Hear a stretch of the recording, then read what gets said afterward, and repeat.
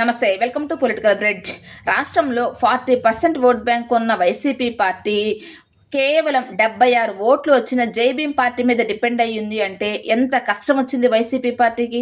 అసలు రాష్ట్రంలో ఒక స్ట్రాంగ్ ఓట్ బ్యాంక్ ఏ పార్టీకి ఉందంటే అది వైసీపీ పార్టీకి.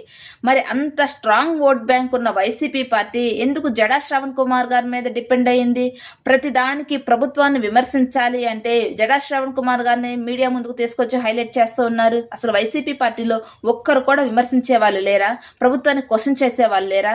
ప్రభుత్వాన్ని విధానపరంగా విమర్శించే వాళ్ళు వైసీపీ పార్టీలో లేరా? సబ్జెక్ట్ ఉన్న లీడర్స్ లేరా? ఎందుకు ప్రతి దానికి జడా శ్రవణ్ కుమార్ గారి మీద డిపెండ్ అయ్యాల్సి వస్తుంది?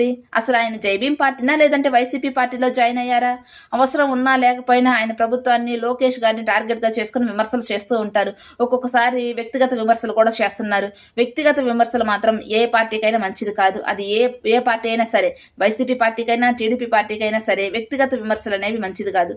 ప్రభుత్వము చాలా విషయాలలో తప్పులు చేస్తున్నా కానీ ఎందుకు వైసీపీ పార్టీ వాళ్ళు సబ్జెక్ట్ పరంగా, విధాన పరంగా విమర్శించలేకపోతున్నారు?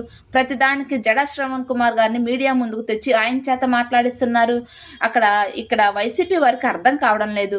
వైసీపీ మీడియాను ఉపయోగించుకొని జడా శ్రవణ్ కుమార్ గారు తన ఇమేజ్ ని పెంచుకుంటున్నారు అన్న విషయం వైసీపీ వాళ్ళకి ఎందుకు అర్థం కావడం లేదు? ఇప్పటికైనా వైసీపీ పార్టీ నుంచి ప్రభుత్వాన్ని విధానపరంగా విమర్శిస్తే ఆ పార్టీకి ప్రజల్లో కూడా కొంత సానుభూతి ఉంటుంది. అలా కాకుండా ప్రతిదానికి జడా శ్రవణ్ కుమార్ గారిని తీసుకొచ్చి ఆయన విమర్శిస్తే ఆయన ఇమేజ్ పెరుగుతుంది కానీ వైసీపీ పార్టీకి మైలేజ్ రాదు. ఏమంటారు? కామెంట్ చేయండి. వీడియో నచ్చితే సబ్స్క్రైబ్ చేసుకోండి. Thank you.